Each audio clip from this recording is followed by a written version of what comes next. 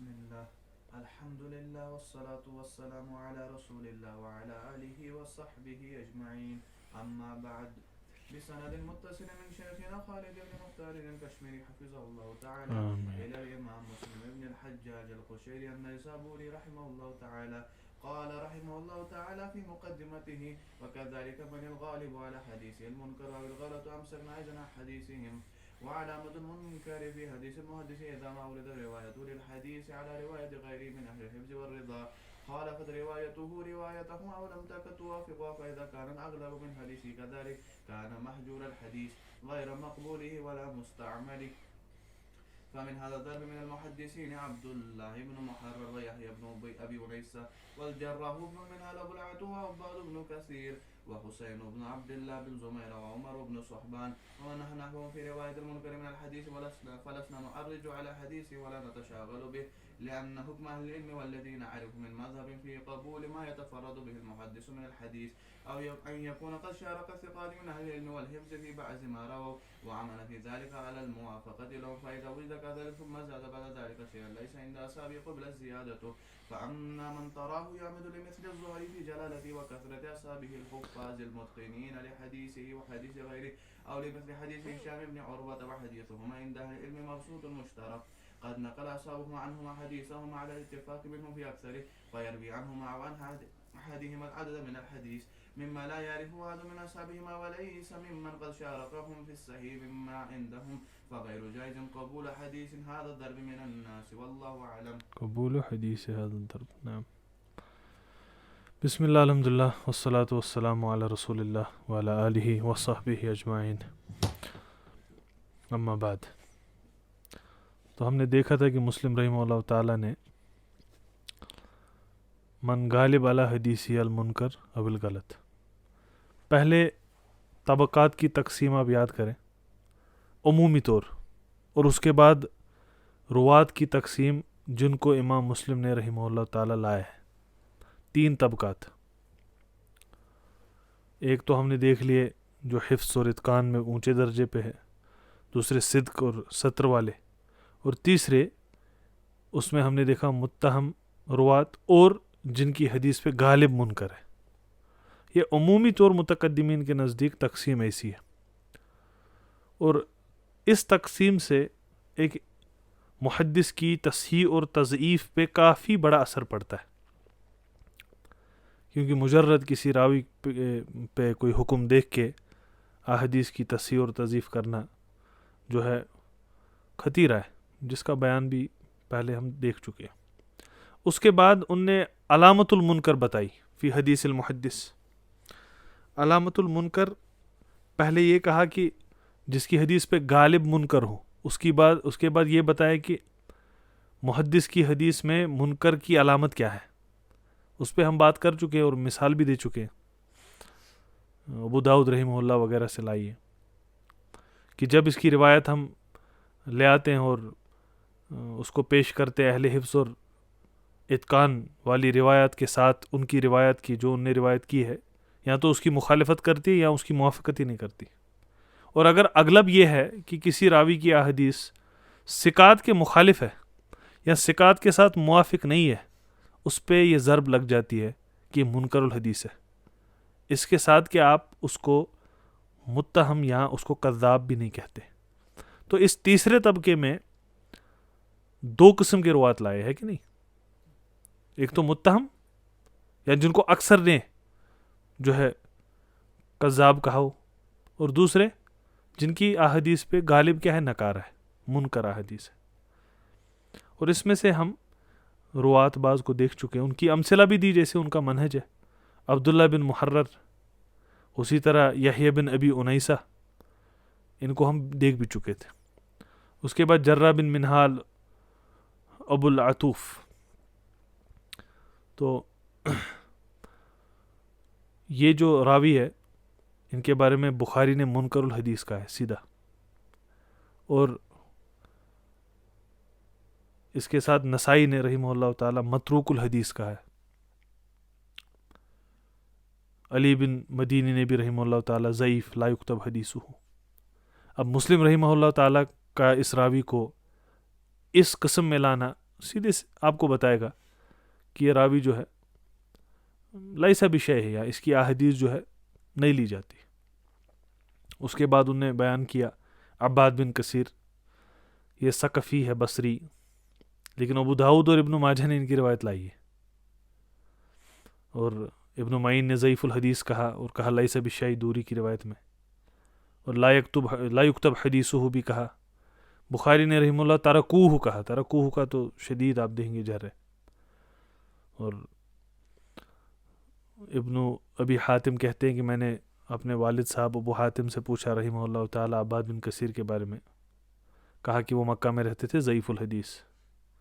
اور کہا وفی حدیثہ عن الثقات انکار، ثقات سے اس کی روایات میں کیا ہے؟ نکار ہے، انکار ہے. دیکھیے اشارہ ہے، اشارات لینے جو ائمۃ الفن ہے نا، یہ بعد میں آنے والے علماء نے ایک تسہیل سی بیان کی ہے. ان نے وجوہات سامنے رکھی ہیں، ان نے عبارات کی تفسیر اپنے جو ہے بحث کے حساب سے پیش کی ہے. لیکن یہ تو فن کی بنیاد ڈالنے والے ائمہ. تو ففی حدیثی عن الثقات انکار، حتیٰ کہ آپ اس طرح بھی بیان کر سکتے ہیں کہ مسلم رحمہ اللہ تعالیٰ نے اس راوی کو ان روات میں لایا ہے جن کی احادیث میں غالب علی حدیث ہی نکار ہے، منکر ہے. ابو زرع نے رحمہ اللہ کہا جب ان سے پوچھا گیا یکتب حدیث قال لا، کہا کان شیخا صالحا، یہ تو صالح شخص تھے، اور کان لا یضبط الحدیث، لیکن حدیث میں ضابط نہیں تھے. واضح. اور یہ بھی ہے اضربوا علی، اس کی احادیث آپ چھوڑ دیجئے، اضربوا علی کاٹ دیجئے، یعنی اس کا مطلب اس سے روایت نہیں ہوگی. نسائی نے متروک الحدیث کہا، دارقطنی نے ضعیف کہا. اب آپ دیکھیے گویا کہ دارقطنی کا حکم اشمل ہے، ضعیف. نسائی رحمہ اللہ تو آپ کو پتہ ہے انقیاد الرجال میں بہت قوی ہیں، انہوں نے کیا کہہ دیا؟ متروک. تو اس سے اب ہم یہ ائمۃ الجرح و تعدیل کی عبارات کیوں لاتے ہیں؟ تاکہ آپ مسلم رحمہ اللہ تعالیٰ کے طبقے میں لانے کا سبب سمجھ سکیں، اور آپ سمجھ سکیں کہ بھائی باقی ائمہ جو من مشائخ مسلم بھی ہو سکتے ہیں یا ان سے اوپر بھی ہو سکتے ہیں، ائمۃ الجرح و تعدیل کس طرح اس راوی کے بارے میں الفاظ بیان کرتے ہیں. اس کے بعد حسین بن عبداللہ بن دمیرہ، یہ مدنی ہے، کتب الستہ میں ان کی کوئی حدیث نہیں. بخاری نے رحمہ اللہ تعالی تاریخ الاوسط میں کہا کہ ترکہ علی و احمد، اور ابو حاتم نے متروک الحدیث حتیٰ کہ کذاب بھی کہا. اور امام احمد نے دوسری جگہ لا یصحابی شیئا، ابن معین نے لیس بثقہ، اور بخاری نے یہ بھی کہا منکر الحدیث ضعیف. نسائی نے لیس بثقہ ولا یکتب حدیثہ، ابو داؤد نے بھی لیس بشیء کہا. تو ان کی تو احادیث ہے ہی نہیں، ان کی تو احادیث ہے نہیں. عباد بن کثیر کے بارے میں دیکھیں گے انشاءاللہ آگے کہ کون کون سی احادیث ان کی لائی گئی ہے. اس کے بعد عمر بن صحبان ہے کہ نہیں، یہ ابو جعفر مدنی ہے، ابن ماجہ نے ان کی ایک حدیث لائی ہے. امام احمد نے کہا لم یکن بشیء ادرکتہ ولم اسمع منہ، میں نے جو ہے اس کو پایا، میں نے دیکھا اس کو، لیکن اس سے میں نے سنا نہیں. ابن معین نے کہا لیس بذاک، یہ بھی جر ہے. ابن معین نے ضعیف الحدیث کہا، بخاری نے منکر الحدیث کہا، نسائی نے پھر سے ضعیف کہا. نسائی رحمہ اللہ تعالیٰ کے احکام بہت قوی ہیں، بہت قوی ہے، یاد رہے. تو یہ آپ نے روات پہ بات دیکھ لی، اس میں بس عباد بن کثیر کا دیکھنا انشاءاللہ وہ دیکھ لیں گے کہ ابو داؤد رحمہ اللہ نے کیا لایا. تو یہ وہ روات ہے جن کے بارے میں آپ وضاحت سے کہہ دیں کہ ان کی احادیث پہ غالب منکر اور غلط ہے. اور یہاں پہ غرض کیا ہے؟ امسکنا ایزن عن حدیثہم، ان کی احادیث کو بھی امام مسلم اپنی صحیح میں نہیں لائیں گے، نچلے درجے کے روات ہے. تو وہی کہا ومن نہا نحوہم فی روایت المنکر من الحدیث، اور جو روایت منکر من الحدیث روایت کرنے والے راوی ہے ان کی طرح، من نہا نحوہم، من نہا و نحوہم کو ہم ایسے کہہ سکتے ہیں قصد ہؤلاء المذکورین وسلک طریقہم. نہا نحوہم یعنی جو ان کے راستے پہ چلے، جو ایسے ہیں، ان کی احادیث جو ہے ہم نہیں لائیں گے. فلسنا نعرج علی حدیثہم، اصل میں یہ جو نعرج علی حدیثہم، یہ نعرج جو ہے تعریج سے ہے، تعریج کا مطلب مائل ہوتا ہے، اور ارج علیہ ہم کہتے ہیں عطفہ، یا ہم کہتے ہیں ارج بالمکان، ارج بالمکان لسان میں، ارج بالمکان ای اقامہ، واضح؟ تو مسلم رحمہ اللہ تعالیٰ کا قول کہ ہم لسنا نعرج علی حدیثہم، ہم ان کی احادیث کی طرف راغب نہیں ہیں، مائل ہم نہیں رکھتے، بلکہ ہم ان کی احادیث کو چھوڑ دینے والے ہیں، ولا نتشاغل بہ، اور ہم تشاغل ان کی احادیث سے نہیں کرنے والے۔ خاص طور پہ کس کی بات ہو رہی ہے؟ صحیح میں ایسے روات کو کہاں لائیں گے؟ تو 3 قسم کے روات کی بات آپ نے دیکھ لی، اور بعض احیان قسم میں 2 اقسام بھی ہیں اور 2 سے زیادہ اقسام بھی، کیونکہ اب آپ کہیں گے مثلا اگر یہ عبارت ایسی ہے کہ غالب علی حدیثی منکر اول غلط، یہ تو ایک قسم کی جر ہے۔ اگر آپ یہ کہہ دیں کہ غالب علی حدیثی منکر نہیں ہے، بعض احیان نکارہ ملتی ہے، تو آپ کہیں گے کہ اتنے نیچے طبقے میں راوی نہیں ہے کہ نہیں؟ آپ کہیں گے اتنے نچلے طبقے میں راوی نہیں ہے، راوی اوپر والے طبقے میں اس سے۔ تو مسلم رحمہ اللہ تعالیٰ نے اب یہاں پہ منکر اصطلاحی طور حدیث منکر کیا ہے وہ ایک مستقل بحث ہے، اور راوی جس کی غالب حدیث پہ نکارہ ہے یہ اسی کے تحت بحث ہے، کیونکہ منکر تو اسی حدیث کو کہیں گے جس میں ایسا کوئی راوی ہو، لیکن یہاں قصد میں اصل میں رجال ہے، یہاں قصد میں رجال ہے، کیونکہ جب رجال نکل جائیں گے متون تو آئیں گے ہی نہیں، جب رجال نکل جائیں گے تو متون کیسے آئیں گے؟ صح؟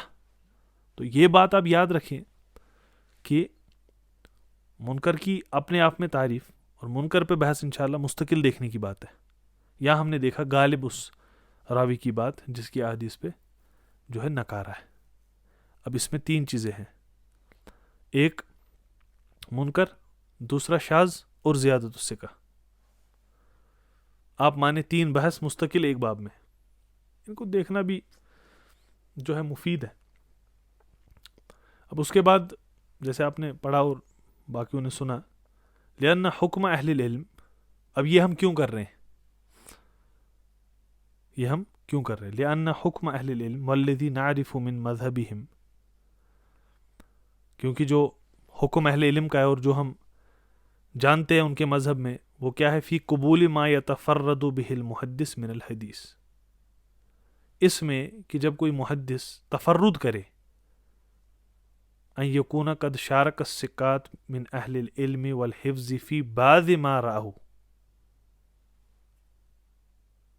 فی بعض ما رووا، کہ یہ ہو کہ مشارکت ثقات کی اور اہل علم کی ہو، اہل علم اور اہل حفظ کی بعض میں جو روایت کرتا ہے، وَأَمْأَنَ فِي ذَلِكَ عَلَى الْمُوَافَقَةِ لَهُمْ، فَإِذَا وُجِدَ كَذَلِكَ، اب ایک ایسے راوی ہیں جو مشارکت للثقات کر رہے ہیں، جس کا میں بھی اشارہ کر رہا تھا، غالب علی حدیثی ان کی نکارہ نہیں ہے، مشارکت للثقات بہت ہے ان کی، اور ہم اس سے اطمینان میں ہیں، اس کے بعد یہ آتے ہیں اور ثم زاد بعد ذلك شيئا ليس عند اصحابه، اس کے بعد کی موافقت تو کرتے تھے، لیکن اس کے بعد ان نے کوئی زیادہ کر دی جو ان کے اصحاب کے پاس نہیں ہے، قبلت زیادتو، یہاں پہ آپ کہہ سکتے ہیں ایک طرح سے زیادت الثقہ کی بحث ہے، واضح؟ بس ہمیں پہلے متن دیکھنا ہے جو ہمارا منہج رہا ہے، اس کے بعد تفصیل، وہ تو بات آپ کے ذہن میں بیٹھ گئی انشاءاللہ اچھے سے، کہ راوی جس کی حدیث پہ غالب جو ہے نکارہ ہو، واضح؟ اس کے بعد ہم نے کہا کہ ایک ایسے راوی ہیں جن کی مشارکت بالثقات ہے اور شریک ہیں اس ثقات کی بہت ساری جو ہے احادیث میں، اور اس کے بعد وہ بعض جگہ اضافہ کرتے ہیں، یہ بات کہہ دی۔ اس کے بعد وَأَمَّا مَنْ تَرَاهُ يَعْمِدُ لِمِثْلِ الزُّهْرِي فِي جَلَالَتِهِ وَكَثْرَةِ أَصْحَابِهِ الْحُفَّاظِ الْمُتْقِنِينَ لِحَدِيثِهِ وَحَدِيثِ غَيْرِهِ أَوْ لِمِثْلِ حديث هشام بن عروة وحديثهما عند أهل العلم مبسوط مشترك قد نقل أصحابهما عنهما حديثهما على اتفاق منهم في أكثره فيروي عنهما أو عن أحدهما العدد من الحديث مما لا يعرفه أحد من أصحابهما وَلَيْسَ مِمَّنْ قَدْ شَارَكَهُمْ فِي الصَّحِيحِ مِمَّا عِندَهُمْ فَغَيْرُ جَائِزٍ قبول حدیث هذا الضرب من الناس واللہ عالم. بہت عظیم بات ہے, بہت اصولی بات ہے, ہر کوئی طالب حدیث اس کو حفظ کرنا چاہیے. انشاءاللہ اس پہ مزید بحث بھی آئے گی. پہلے آپ ایک چیز سمجھ لیے کہ پہلے ہم نے دیکھا جس کی غالب حدیث پہ منکر ہے اس کو تو چھوڑ ہی دو. اس کے بعد مشارکت کرتے ہیں ثقات کے ساتھ اور بعض زیادات کرتے ہیں. واضح؟ دو باتیں. تیسری بات ہے جس کو دیکھ کے بھی آپ کو مسرت ہوئی تھی. تیسری بات ہے کہ اب مثلا زہری ہے رحمہ اللہ, زہری ہے رحمہ اللہ, ان کے اصحاب ہے, وہ ان سے بہت روایت کرتے ہیں. یہاں سے کوئی شخص ہے جو اصحاب میں ہے نہیں, اب یہ روایت کر رہا ہے, اس کی بات الگ ہے. مشارکت اس کی ہونی چاہیے. یہاں پہ اصل میں بحث کس کی شروع ہو جاتی ہے؟ طبقات کی. کس کی؟ طبقات کی بحث شروع ہو جاتی ہے. آپ کو اتنا ذہن میں تو آ گیا نا, ہم اس کو ایک ایک کر کے انشاءاللہ دیکھیں گے تمام مباحث کو. اب آپ یاد رکھیں, مثلا ہم دیکھ رہے تھے پہلے ایک شخص ہے جس کی حدیث پہ غالب منکر ہے, اس کو تو ہم نے کہہ دیا چھوڑو. اس کے بعد ہم نے حدیث دیکھا جو مشارکت ماس ثقات کرتے ہیں اور بعض احیان تفرد کرتے ہیں, تو بعض احیان ان کا تفرد مقبول ہے کیونکہ ہم مطمئن ہوتے ہیں. اور اس کے بعد ہم نے دیکھا کہ مثلا ہمارے پاس دو ائمہ ہیں, زہری ہے اور ہشام بن عروہ ہے, فقیہ ہے, ثقہ ثبت ہے. زہری تو امام مالک کے شیخ ہیں, خود ہی سوچے آپ کیا ہوں گے. واضح؟ اب ان کی احادیث عند اہل العلم بہت مشہور ہے, اور ان کے اصحاب نے جو ہے ان احادیث کو اکثر کو بالاتفاق نقل کیا ہے, کیونکہ جب زہری روایت کرتے اکیلے تھوڑی نہ کریں گے, ان کے اصحاب تو ان کے ساتھ بیٹھے ہیں, وہ سن رہے ہیں اور وہ پھیلا رہے ہیں احادیث کو. واضح؟ اب ان میں سے کوئی مثلا زہری سے کوئی روایت کرنے لگے بعض احادیث جو ان کے اصحاب کے پاس نہیں ہے اولاً, اور دوسرا یہ احادیث یہ جو روایت کرنے والے ہیں ان نے مشارکت بھی ان اصحاب کی کہیں نہیں کی ہے, ان کی احادیث نہیں لی جائے گی. یہ ہے تفصیل اب پچھلی بات کی. اصحاب زہری کہاں چلے گئے, آپ یہ حدیث لے کے آ گئے. اصحاب زہری کہاں چلے گئے, آپ یہ حدیث لے کے آ گئے. اور تصحیح اور تضعیف میں ہم کہہ سکتے ہیں کہ کافی کوتاہی ہو گئی اس طرح, طبقات کو نہ جان کے. ثقہ دیکھ لیا, کر لیا. اب ہم کیا دیکھیں گے؟ سب سے پہلے کہ زہری رحمہ اللہ تعالی کے اصحاب جو ہیں وہ کون ہیں, اولاً کتنے طبقات ہیں, ثانیاً اس کے بعد اگر کوئی باہر سے روایت کرنے والا ہے یعنی زہری, وہ کس طرح کرے گا, اور ہم کب قبول کرتے ہیں کب نہیں کرتے. اس کے لیے شرح چاہیے. صح؟ اب عمومی طور اگر دیکھا جائے اصحاب زہری کتنے طبقات ہیں؟ 5. اس میں حافظ ابن رجب رحمہ اللہ تعالیٰ کی اتباع کیجیے. ہم نے حافظ ابن رجب سے لایا ہے کہ 5 طبقات ہیں اصحاب زہری. اور آپ یاد رکھیں پہلے ابن عیینہ پہلے طبقے میں ایک راوی یاد رکھیں. پہلے طبقے میں جیسے ابن عیینہ, واضح. دوسرے طبقے میں جیسے اوزاعی, واضح. تیسرے طبقے میں ابن اسحاق, ایک راوی یاد رکھیں پہلے, واضح. تیسرے طبقے میں ابن اسحاق. اس کے بعد آپ یاد رکھیے ابراہیم بن یزید المکی چوتھے طبقے میں, واضح. اور 5ویں طبقے میں آپ یاد رکھیں محمد بن سعید المسلوب. کتنے طبقات ہو گئے؟